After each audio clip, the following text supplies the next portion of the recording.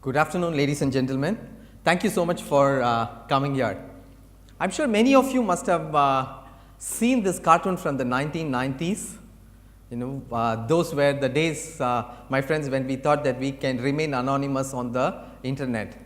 Not anymore. Large internet companies, e-commerce companies collect a fair amount of information about us, our shopping patterns, our search histories, our browsing histories, even our location, to glean a fair amount of information about what goes on in our minds. So, these large internet companies are not only organizing information about the world that we live in, they are also organizing a lot of information about us consumers.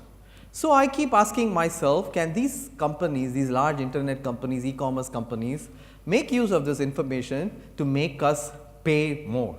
So, in the next 25 minutes or so, I am going to talk about big data, how big data can be used for pricing products and services on the internet, and how companies are using what is called price optimization to hopefully make us pay more. My name is Lux. I come from A-Star, and I help companies glean insights from big data. But I also have a background in cybersecurity and digital privacy. So, I know the power of big data. At the same time, I also know the implications for us consumers. Some time back, this is actually a fairly old Wall Street Journal article. I came across this very interesting news where apparently Orbitz, which is a travel booking website, discovered that Mac users tend to select hotel rooms which are 30% pricier. So, Orbitz started showing, whenever you search for a hotel rooms which are more expensive. So, I asked myself, hey, am I actually also paying more for stuff that I buy on online because I use a Mac laptop? Then I started looking around, and then I came across this article. Apparently in the US, some car insurance companies are charging more for loyal customers, which is a little bit unfair because you expect as a loyal customer to pay less. But the insurance company kind of figured out that you are not going to, there are some people who are not going to shop around, so you might as well charge them more. So, this got me thinking, is that something that is even applicable to me here? So, I am going to share with you my Red Mart invoices. I actually started shopping at Red Mart 2 months back. The first one was actually my first invoice in June this year, and then there was another invoice later part of July. So, there are two things that I want you to see. The prices of two items, my Nescafe coffee and my deodorant, has actually increased. I am fairly sure that Red Mart is not actually pricing me more, but it got me thinking. The first time I bought, Red Mart realized that I am a new customer, so maybe they give me something cheaper, especially Nescafe coffee. But then they realized that the second time I am buying, I have actually run out of coffee, and they don't need to give me a discount. Is this happening? Am I paying more? So, this is a question that I have asked, and I think we are in a very interesting time. Ever since internet emerged, there is this very large internet companies whose main business model is personalized ads. They are either creating and selling the ads to companies, or there are these ad platforms like maybe Google or Facebook, and these are very large companies. And this domain of personalized ads has become fairly mature.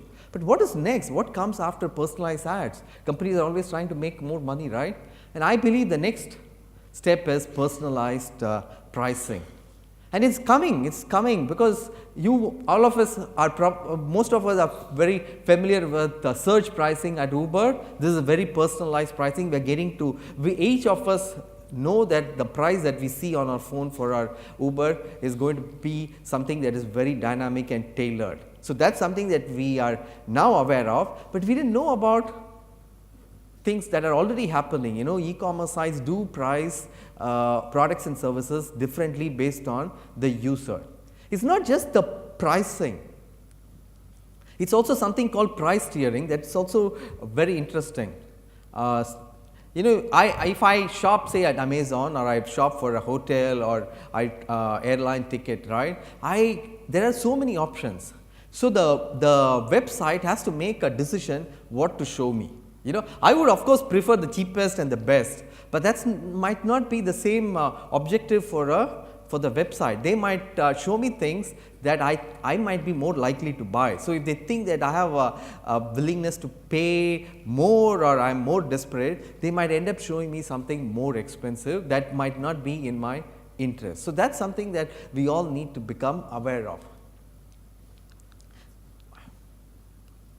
So before I go in, let us revisit economics 101. What do businesses do?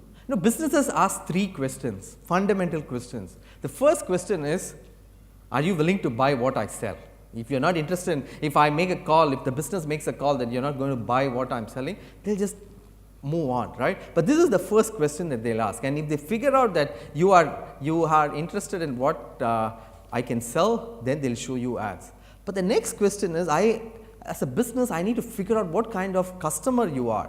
Usually most businesses don't want to do a one-off sale. They'll sell things over a period of time. There's a customer lifetime, and a customer falls into different stages of acquisition. There's a customer acquisition, then there's customer retention, and then every business is trying to nudge the customer to become the most profitable, most loyal customer, right. And so that at every point there is a cost involved for the business. There's a customer acquisition cost, a retention cost. So you can actually price all these costs by providing better service or better pricing.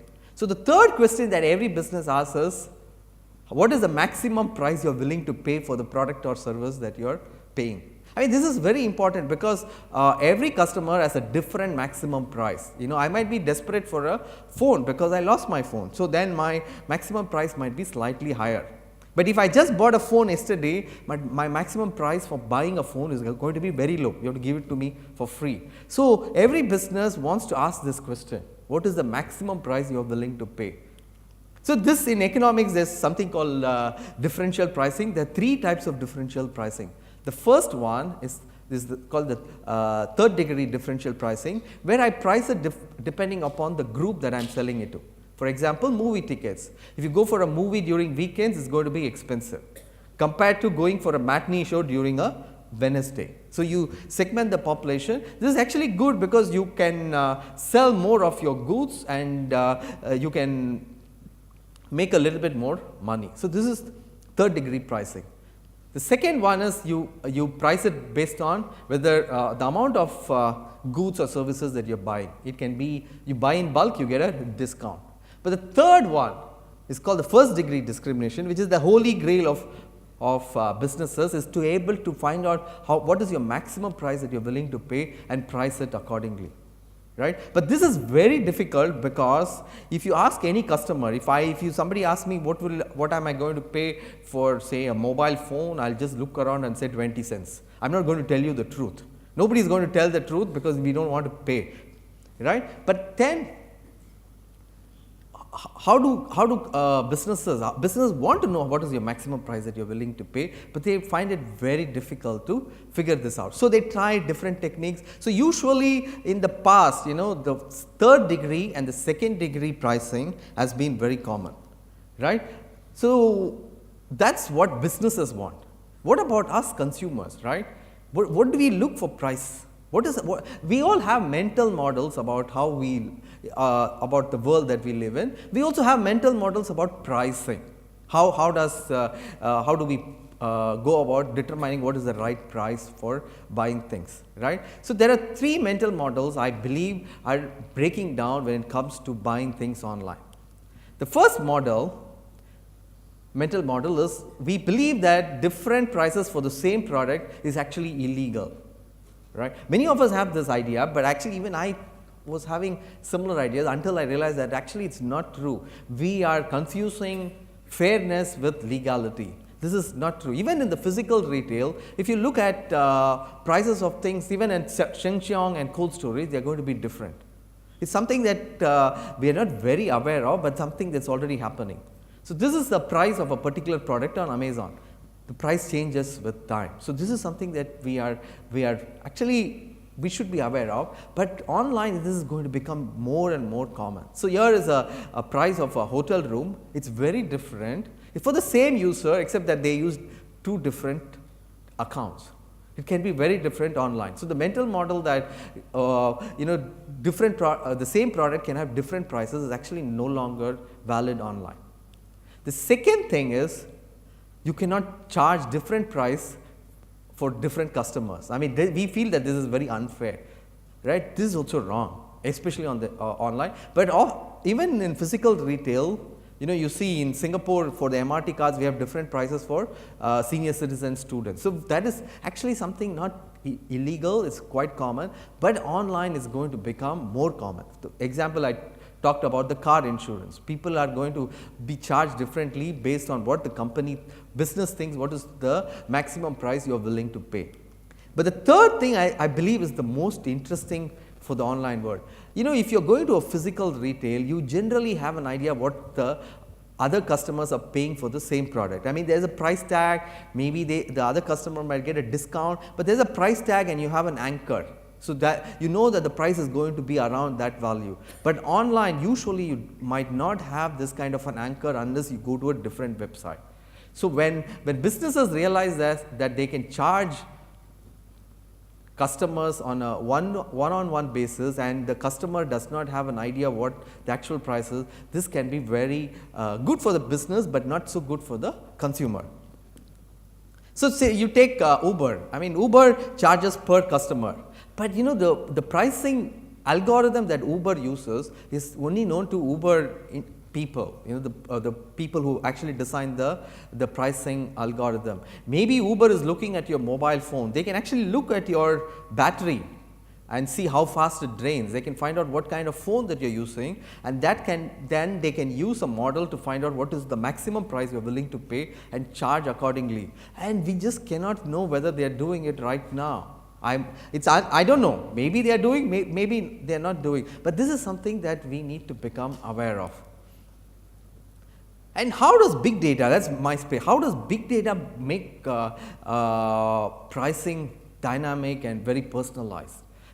Let's see what big data basically means. Big data is huge amounts of structured data, unstructured data and machine intelligence which can derive insights out of this big data. But the very interesting thing about big data is it can answer questions without asking the questions. It's a very interesting concept. It can answer questions without asking questions. Let me give you 3 reasons how big data does this, right? Something called probabilistic inference. We are all defined by our social context. If I'm a particular demographic, I do things in a particular way. So with big data, if I can see some of your attributes, I can infer a lot of other attributes just by knowing information from similar people. It's very interesting. Let me give you an example, a very interesting example. Most people use Facebook, and many times we like things on Facebook. Researchers have shown that by using your Facebook likes, just the things that you like, it was actually public until very recently, I can infer a fair amount of information about your personality. I can find out whether you're male or female, I can find out about your ethnicity, your political and religious views, I can even find out whether you are intelligent, whether you are open, personality traits which are as good as conducting a psychometric test. How do they do it? They look at likes, then they have a set of people whose likes as well as their personality traits are well known. So they can correlate, and so if there's a new person who comes, but I only know the likes, I can figure out your personality traits. So I can actually find out a lot of information about people by just getting a few attributes.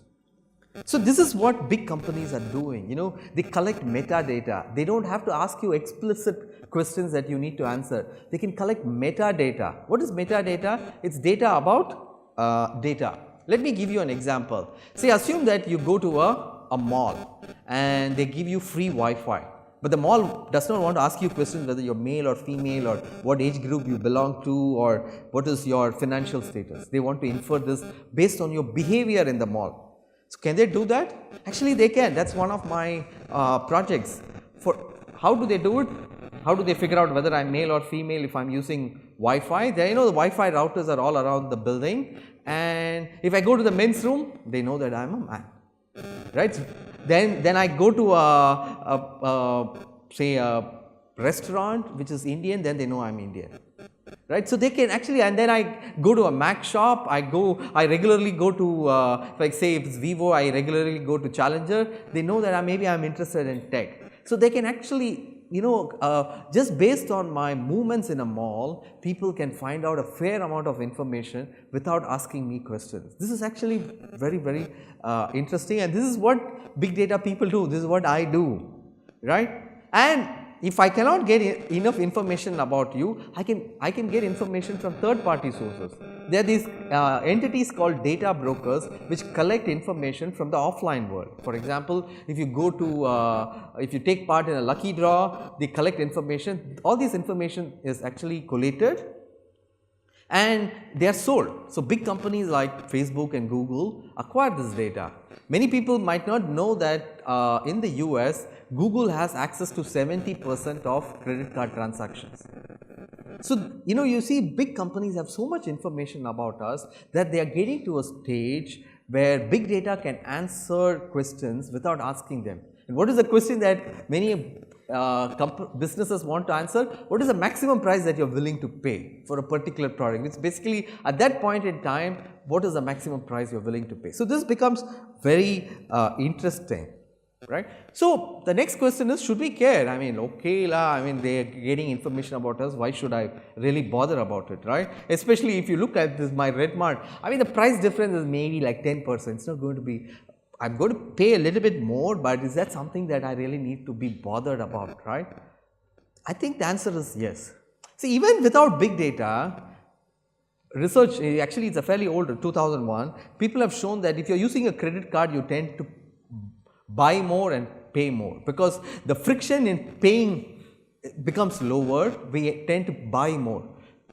So this is interesting because online we are most likely using our credit card, the friction has gotten lesser and it's getting lesser and lesser. So it's not just that we might be paying more, we might be buying more and in the process actually paying more in the long run.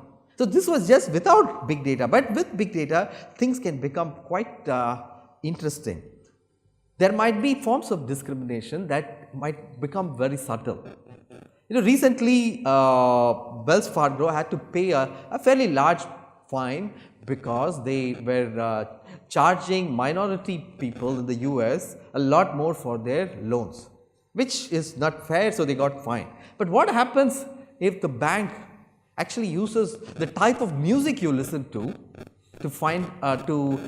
decide your loan rate, because then the music that you listen to might become a proxy for your particular demographic.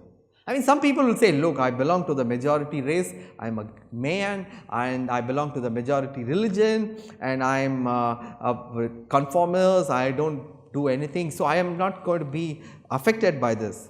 But I just want to say, just wait, big data is honestly very democratic, it can slice and dice very thinly. So there will be things like maybe you are a little bit fat and you might have, and the insurance guy might not want to give you a good insurance. So the ways things can happen, slice and dice using big data, can have an impact on what price that we pay. The second reason is big data can be used for targeting vulnerable people. This was a news article which came out recently. Of course, Facebook denied it, and I think Facebook is not, I don't think Facebook is doing it because it's a fairly large company. But this is a very interesting case because vulnerable people can be identified using big data and they can be targeted. There have been cases in the US where financially vulnerable people have been targeted for high interest loans. So this is something that we need to keep in mind. So far, I have been talking about what is called value based pricing. Okay, I am going to buy an iPhone. There is a price associated with it because the iPhone has been made, right? But there is also something called risk based pricing. For example, insurance or a credit limit. right? If this is going to be based on your profile, it can actually be costly. So there's a very interesting example of a gentleman in the US who had his credit limit reduced significantly just because he shopped in a place where apparently people who shop there have a poorer credit history. So he was fitted into a curve, and the system decided that his credit limit is going to be reduced. So this can actually affect all of us. We need to be aware of it, right? The other thing is people can start gaming the algorithms. This is very, very recent news. It's actually probably 2 weeks old news. This is from the UK, that apparently Uber drivers have started gaming the system. It's actually very easy to do the gaming. So what the Uber drivers did is they all shut off their Uber app. So it looked like there is a paucity of cabs in that particular locality, so the prices go up. The algorithm starts pricing, and the prices go up, and then the cab drivers switch on their devices. So then as customers we end up paying more. So Uber claimed that this does not happen often and all. But the point here is Uber actually makes money out of surge pricing. The prices go up, they actually make money. They cannot be, it's like the fox guarding the hen house, right? Nobody knows how this algorithm works. So this is something that can actually affect us. But this is something that it's very close to my heart. This is, I think, very important.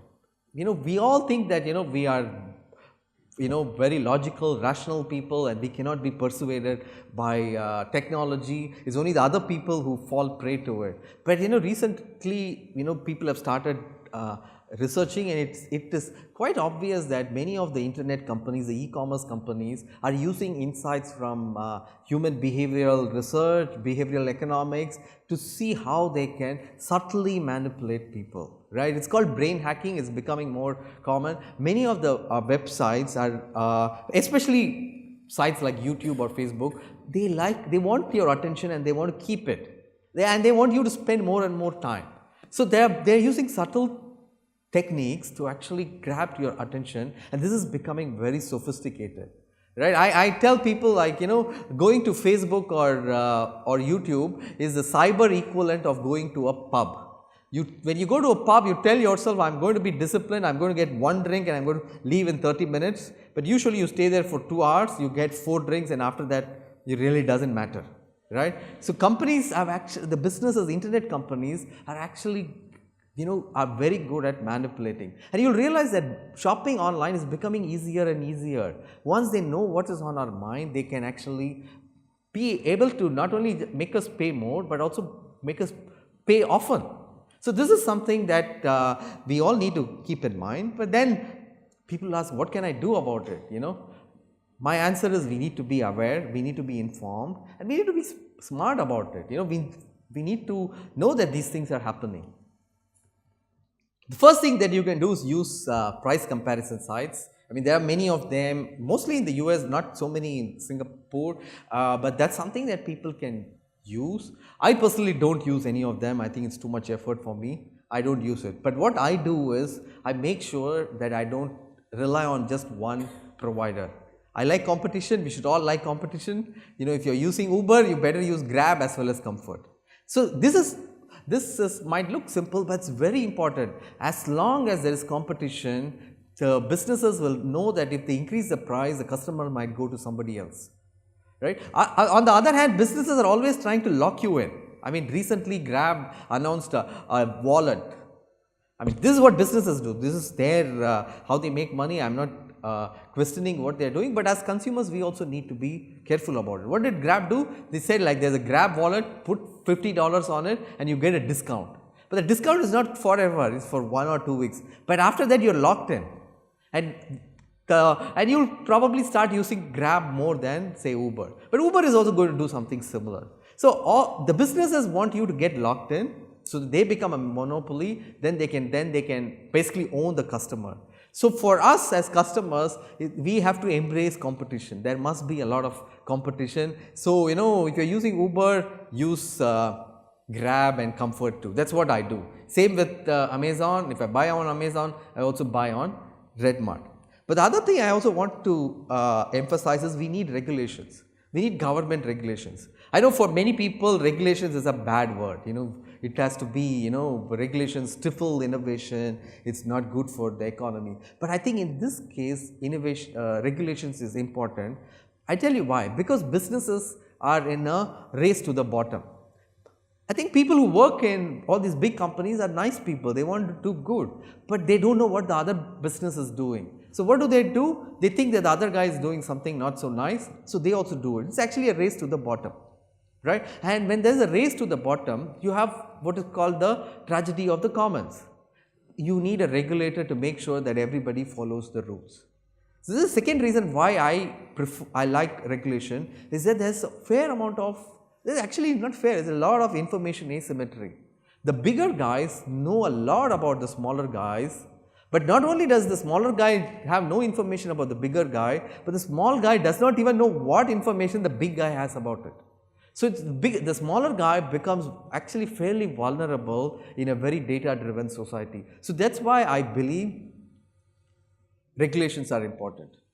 So, to summarize, right, so next time when you are buying something online, you have to tell yourself, there was an algorithm, some data driven AI algorithm, which actually tried to figure out what is the maximum price that you are willing to pay for that particular item. So, think about it, our shopping experience is becoming quite close to buying a second hand car. When you go buy a second hand car, the sales guy is going to figure you out. He will look at what you are wearing, how you talk, and what you are wearing, and whom you are coming with, and he is going to try to figure you out and then try to price it. The same thing is happening on the internet. It's a very interesting world that we live in. I believe it's a brave new world. A lot of exciting things are happening, but at the same time we also need to know that the world has changed and we need to change with it. Thank you so much.